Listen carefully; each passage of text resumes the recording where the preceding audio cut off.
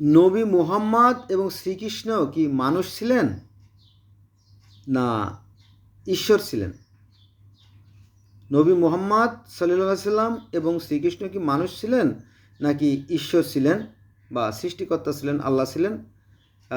বঙ্গবন্ধু এবং গান্ধীজি কি সাধু ছিলেন না শয়তান ছিলেন? এই চারজনের বিষয় নিয়ে আজকে আলোচনা করবো। চলেন শুরু করি। আগে শ্রীকৃষ্ণের কথা বলি, কারণ বয়সের দিক থেকে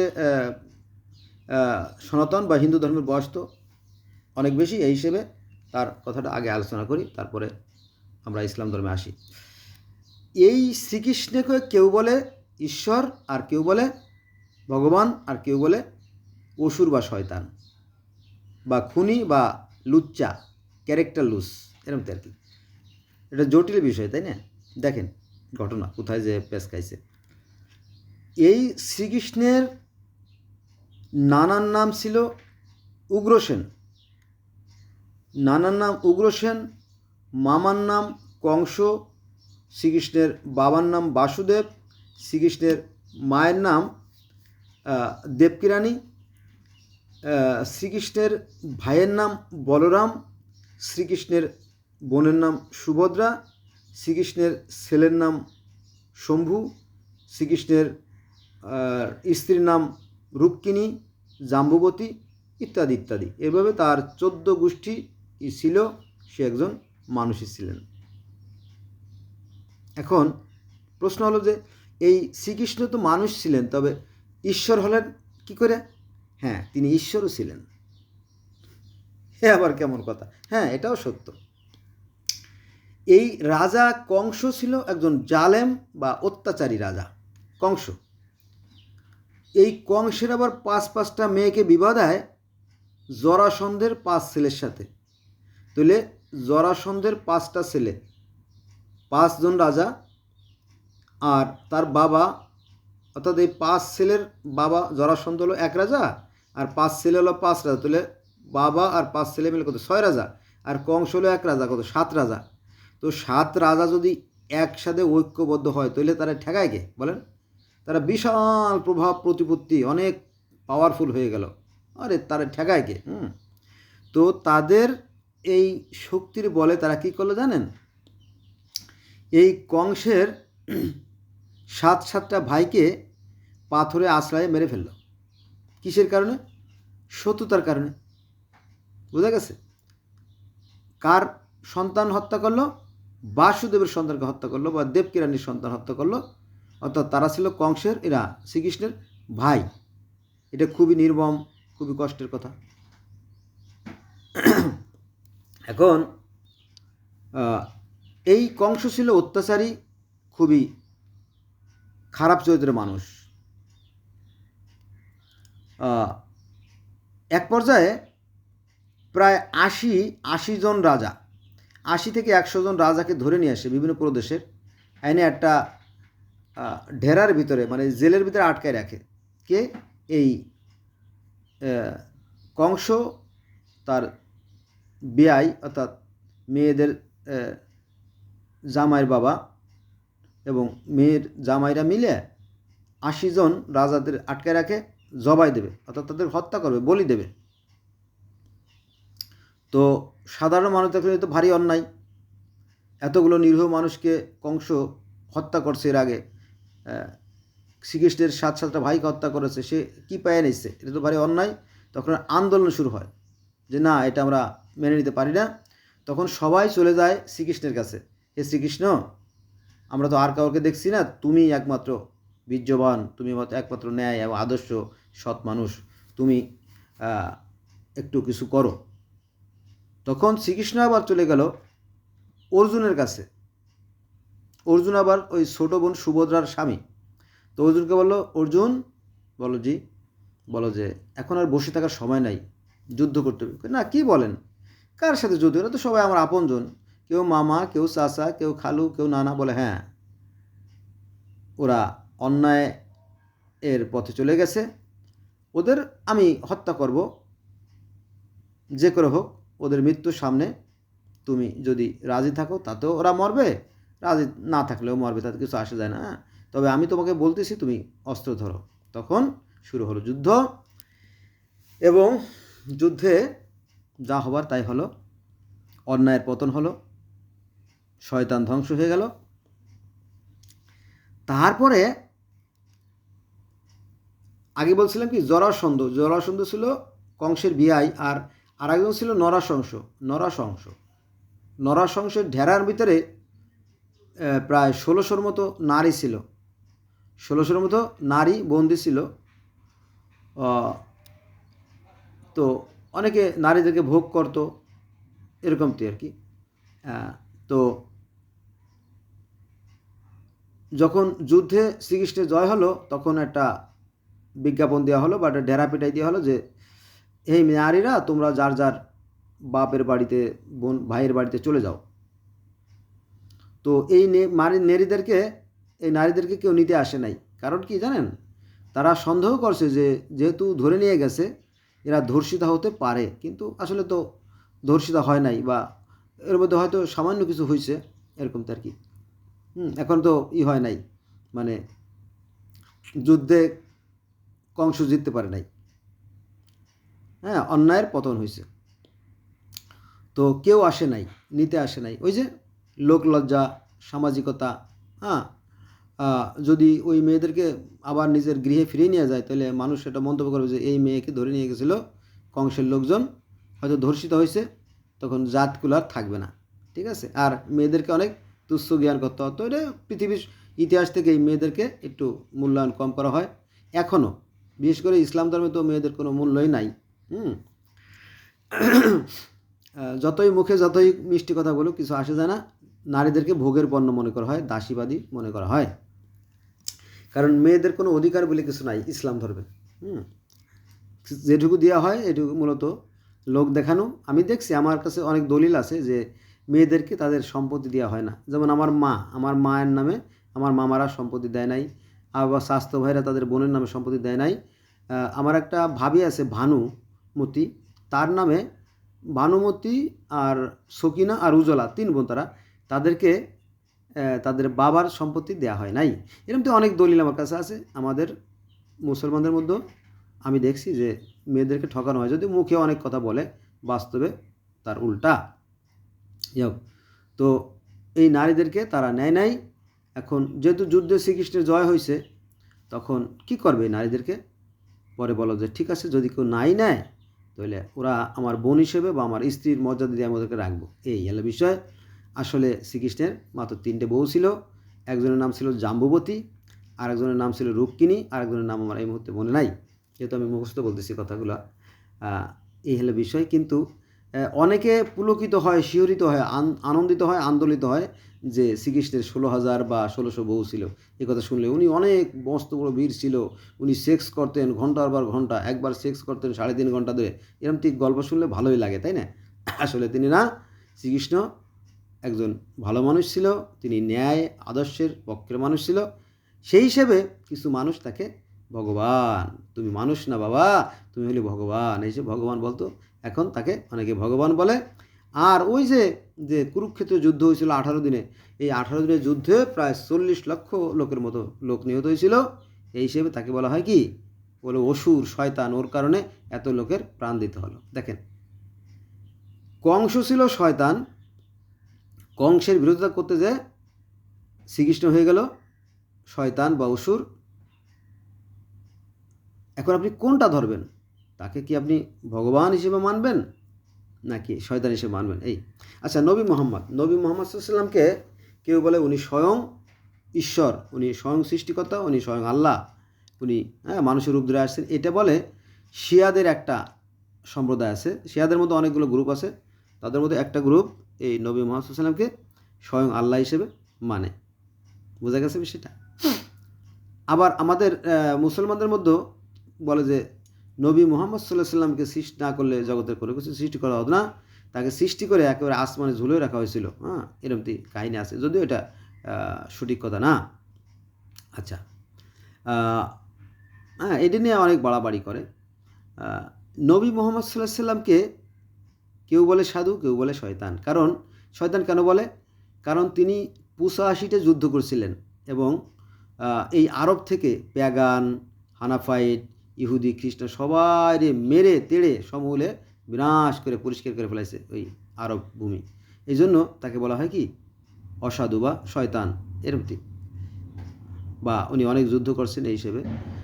বনু কুরাইজার ঘটনায় সম্ভবত একদিনে উনি প্রায় 900 লোককে হত্যা করছিল, এদিক থেকে উনি শয়তান। কিন্তু তিনি অপরদিকে সাধু বা মহাপুরুষ অথবা ভগবান যাই বলেন, সেটা হচ্ছে কি জানেন, যে পৃথিবীতে যখন শত শত না হাজার হাজার ধর্ম এসে গেছে, যেমন গিলগামেশের মহাকাব্য স্বর্গ মত্তের যিনি সৃষ্টিকর্তা ছিল আনু, মিশরীয় ধর্মের সৃষ্টিকর্তা আছে রা, গ্রিক ধর্মে সৃষ্টিকর্তা আছে কাওয়াস, রোমান ধর্মে আছে ইউরেনাস, তারপরে অ্যাস্টেক, মায়ান, ইনকা, ডগন, ফান, রাস্টাফারাদের মধ্যে হাজার হাজার ধর্ম আছে, যেখানে সৃষ্টিকর্তাকে কেউ বলে তাও, কেউ বলে সিন্ত, কেউ বলে বাহাই, কেউ বলে ঈশ্বর বোম্বা, কেউ বলে আহুরা মাজদা, কেউ বলে টিয়ান। হ্যাঁ, এক এক নামে সৃষ্টিকর্তাকে ডাকে। তো পৃথিবীতে যখন কেউ বলে উৎপত্তি দেবতা, কেউ বলে মানে ঊর্ধ্বজগতের সত্তা, কেউ বলে কেন্দ্রীয় শক্তি, মানে এক একটা ধর্মে এক একভাবে সেই সৃষ্টিকর্তাকে সংজ্ঞায়িত করা হয়, নামকরণ করা হয়। তো সারা পৃথিবীতে যখন ধর্ম এসে গেছে, বিশেষ করে আরবের কথাই বলি, আরবে ইসলাম ধর্ম আসার আগে কিন্তু 4টে ধর্ম ছিল। 1 নম্বরে প্যাগান, 2 নম্বরে হানাফাইট, 3 নম্বরে ইহুদি, 4 নম্বরে খ্রিস্টান। এরা সবাই কিন্তু একজন নিরাকার সৃষ্টিকর্তায় মানত। তখনও আরবের একটা অসভ্য জাতি ছিল, যাদের মধ্যে কোনো এক ঈশ্বরের নাম বালাই ছিল না। তো তাদেরকে বলল নবী মুহাম্মদ সাল্লাল্লাহু আলাইহি ওয়াসাল্লাম, হেই অসভ্যর দল, বেয়াদবের দল, সারা পৃথিবীতে জয় জয়কার পড়ে গেছে আর তোরা এখনও ঘুমাচ্ছিস।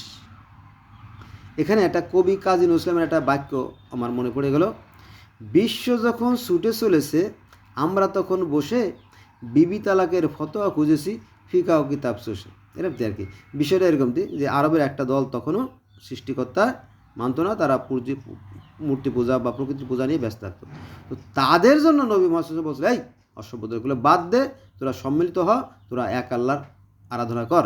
এই কি আমরা এক আল্লাহর আরাধনা করবো? দাঁড়া, এই নিয়ে লাগছে মারামারি। এই যে আবু জেহেল বা আবু লাহাব নবীর সবচেয়ে বড় শত্রু ছিল, এটা আমরা সবাই জানি। কিন্তু এই আবু জেহেল বা আবু লাহাব যে নবীর সবচেয়ে বড় বন্ধু ছিল, এটা অনেকে জানে না। কারণ কি জানেন, সবচেয়ে বড় বন্ধু ছিল বলেই নবী মুহাম্মদ সাল্লাল্লাহু আলাইহি ওয়াসাল্লামের দুটো মেয়েকে এই আবু জেহেলের 2টে ছেলের সাথে বিয়ে দেওয়া হয়েছিল। এটা অনেকেই জানে না, এবার এটা নতুন কথা, আপনার বানানো কথা এরকম বলবে আর কি, আমি জানি। তারপরেও যাই হোক, তারপরে প্রথমে কিন্তু মধুর সম্পর্ক ছিল, কিন্তু সেই মধু পরবর্তীতে বিষ হয়ে গেছে যখন নবী মুহাম্মদ সাল্লাল্লাহু আলাইহি ওয়াসাল্লাম ওই যে আবু লাহাবের যে তাব্বাত ইয়াদা আবি লাহাবি ওয়া তাব্বা মা আগনা আনহু মালুহু ওয়া মা কাসাব সায়াসলা নারান যাত লাহাবি আমরাতু হাম্মালাতহু ফি হাবলুম মিন মাসাদ। মানে আবু লাহাবের হাত পা ধ্বংস হোক। এই যে যখন সূরা নাজিল হলো, কি এত বড় কথা, মুহাম্মদ এত বড় কথা কইছে, রাখ, ওর মেয়েদেরকে রাখবো না, ওদের মেয়েদেরকে ঘর ছাড়া না করা পর্যন্ত আমি আর ভাত খাবো না। এটা হচ্ছে আবু লাহাবের বউয়ের কথা। এই হলো শত্রুতা। সেই শত্রুতা আজকে সারা বিশ্বময় ছড়াই গেছে, এলা বিশ্বে, ঠিক আছে। নবী মুহাম্মদ সাল্লাল্লাহু আলাইহি ওয়াসাল্লাম ভালো ছিলেন, সেই অসভ্য জাতিকে সভ্য করতে গেছিলেন, এর তার ভালো গুণ। আর ওই যে 85 যুদ্ধ করছে, মারামারি কাটাকাটি করে, এটা তার মন্দ গুণ। এই জন্য কেউ বলে ভালো, কেউ বলে মন্দ, কেউ বলে ঈশ্বর, কেউ বলে অসাধু শয়তান। আপনি কোনটা ধরবেন? এবার আসেন আমাদের কথা বলি, আগে বঙ্গবন্ধুর কথা বলি। এই ভারতবর্ষে মুসলমানরা আসছে প্রায় 1000 বছর আগে। 1000 বছর আগে থেকে আসার পরে এই যে মারামারি কাটাকাটি শুরু হয়েছে, ভারতের শ্রীলঙ্কা আর কি, এখানে সিংহল বন্দরে দিয়ে আরবদের জাহাজ যাচ্ছিল। তো এই জাহাজগুলো লুণ্ঠন করে নেয় একটা ডাকাত দল। একদল ডাকাত যখন এই জাহাজ লুণ্ঠন করে নিয়ে যায়, তখন আরবের বণিকরা সেই রাজা দাহিরকে বলে যে আপনার দেশের লোকজন আমাদের জাহাজ লুণ্ঠন করছে, আমাদের উপহার সামগ্রী লুটে নিয়ে গেছে, এটার ক্ষতিপূরণ দেন। তখন তিনি কর্ণপাত করে নাই। কর্ণপাত না করলে তখন আরবরা হামলা করে আর কি শ্রীলঙ্কায়। এটা আমরা ইতিহাসে পড়ছি, প্রকৃত সত্য আল্লাহ জানে। তারপরে এই ভারতবর্ষে মুসলমান ঢুকে পড়ল। তারপরে এই বাংলাদেশে 360 জন অলিয়া আইছিল, এটা আমরা শুনছি। যাক, তো এখন এভাবে মুসলমানরা যখন ভারতে আসে, তারপরে থেকে শুরু হয়ে যায় মারামারি কাটাকাটি কোনো করি। যেমন আওরঙ্গজেব, জাহাঙ্গীর, দারা, শিকো, মুরাদ, এই সময় মাহমুদ ঘুরি উনি 17বার ভারত আক্রমণ করছে। এইভাবে মারামারি কাটাকাটি চলে আসছে। তখন আরবের ক্ষমতা অনেক বেশি ছিল। এরপরে যখন ব্রিটিশরা আসলো, ব্রিটিশরা আবার এসে দেখলো আরে কাণ্ড, এদেশের সংখ্যা গুরু হচ্ছে হিন্দুরা, অথচ এখানে রাজত্ব করে মুসলমানরা, কি আশ্চর্য। তখন তারা হিন্দুদেরকে সঙ্গ দেয় এবং হিন্দুদের হাত শক্তিশালী করে। তখন আস্তে আস্তে মুসলমানদের পতন শুরু হয়ে যায়। বোঝা গেছে ভারতবর্ষ থেকে এরকম আর কি।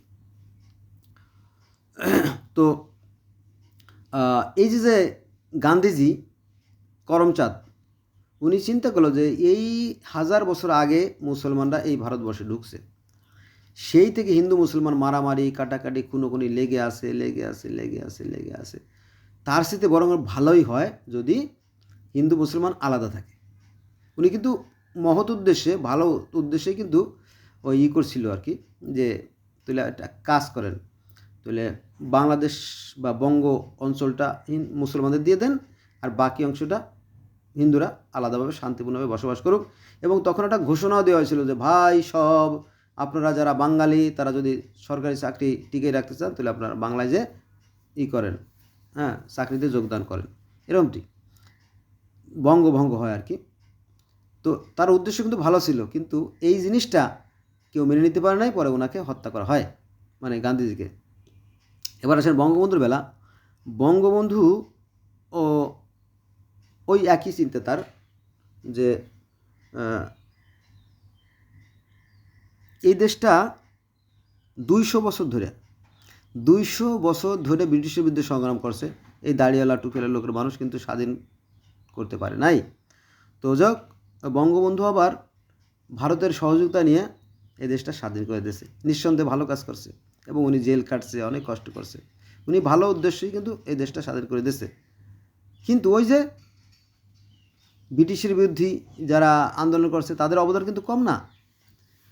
এবং এই যে 200 বছর আমাদের 71-এ যে স্বাধীনতা হয়েছে 9 মাস যুদ্ধ করে, 71-এ যে স্বাধীনতা অর্জন করলাম আমরা, যেটা হচ্ছে 9 মাসের যুদ্ধ। কিন্তু ব্রিটিশের বিরুদ্ধে যে 195 বছর বা 200 বছর ধরে যারা সংগ্রাম করছে, এই দাড়িওয়ালা টুপিওয়ালা, এদের অবদান কিন্তু কম না। এই 200 বছর ধরে দাড়িওয়ালা টুপিওয়ালা লোকদের বিরুদ্ধে সংগ্রাম করার ফলে 1947 সালে এই দেশটাকে আলাদা কিন্তু করা হয়, পূর্ব পাকিস্তান করা হয়, ঠিক আছে। অতএব এই জামাত ইসলাম বলেন আর দাড়িওয়ালা টুপিওয়ালা লোকদের বলেন, এরা কিন্তু অবদান কিন্তু কম না। আপনি কারে রাখবেন আর কারে ছাড়বেন এটা আপনার সুযোগ নাই। যাক, তো তাদের অবদান অনেক বেশি। মানে এই 200 বছর এই দাড়িওয়ালা টুপিওয়ালা লোকটা সংগ্রাম করছে, এবং এই দাড়িওয়ালা টুপিওয়ালা লোকদেরকে ব্রিটিশটা মেরে ঝুলে রাখতো ভিক্টোরিয়া পার্কে বা অন্য ওখানে রাখতে, ইতিহাস আছে। তো এদের অবদান কম না। কিন্তু এই 71 সালে আইসে এর চিত্রটাকে পাল্টে ভারত সহযোগ করলো, আর একটা ভিন্ন দল বঙ্গবন্ধুর মাধ্যমে এ দেশটা স্বাধীন হয়ে গেল। এর অবদান কম না। মানে আপনি কারে ছাড়বেন? ফলে আবার এই বড় বড় দুটো দল, অর্থাৎ বিএনপি তো পরে আসছে, আওয়ামী লীগ এবং এই জামাত ইসলাম পরস্পর শত্রু, অথচ উভয়ের অবদান খুবই গুরুত্বপূর্ণ অবদান, অনেকে জানে না ইতিহাস।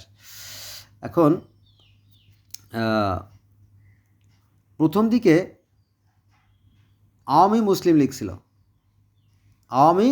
লীগ ছিল। পরবর্তীতে এই আওয়ামী মুসলিম লীগটা কেটে শুধুমাত্র আওয়ামী লীগ রাখা হয়, আর মুসলিম লীগটা বাদ দেওয়া হয়। কারণ এটা হচ্ছে আপনার একটা ভারতের একটা ষড়যন্ত্র, হয়তো বা এই জাতীয় একটা কিছু হবে আর কি, এই বিষয়। তো এই শত্রুতা চিরকাল ছিল, আছে, থাকবে। এর ভিতরতে আমাদেরকে চলতে হবে। তবে অত্যন্ত পরিতাপের বিষয় হলো সত্য যে আমাদের দেশে যারা রাজনীতি করে এদের বেশিরভাগই ধোঁকাবাজ। রাজনীতি করতে কী লাগে জানেন? অবৈধ অস্ত্র, অবৈধ টাকা আর অবৈধ ক্ষমতা, এই তিনটের সমন্বয়ে চলে রাজনীতি। এটা আগেও ছিল, এখনও আছে, ভবিষ্যতেও হয়তো থাকবে, এই আর কি। এর মধ্যে আমাদেরকে সাবধানে চলতে হবে। সাবধানে চলো মন হও হুঁশিয়ার, বেলা তো ডুবে যায় আসে অন্ধকার। এই মানুষ দেবতা হয়, এই মানুষ দেবতা হয়, হয় অবতার। এই বঙ্গবন্ধুর মহৎ উদ্দেশ্য ছিল, তিনি দেখলো যে এই 1000 বছরে এই মারামারি কাটাকাটি চলতেছে, তো এই দেশটা স্বাধীন করা কল্যাণকর হবে, ভারতের সহযোগিতায় এই দেশটা স্বাধীন হয়। এটার অবদান কম না। আবার যারা জামাতে ইসলাম বা যারা মুসলিম লীগ তারাও কিন্তু 200 বছর ব্রিটিশের বিরুদ্ধে সংগ্রাম করছে, তাদের অবদানও কম না। কিন্তু আমরা একদল আরেক দলে বলি কি সাধু, আর এক দলে বলি শয়তান। এখন কে সাধু কে শয়তান কিছুই বোঝা যায় না, এর জটিল বিষয়, এর সমাধান হবে না, আমিও দিতে পারবো না। বন্ধুরা আজকে এই পর্যন্ত রইল, সবাই ভালো থাকবেন, আমার সাথে থাকবেন, আমি এর আস্তে ধাপে আলোচনা করব। আল্লাহ হাফিজ।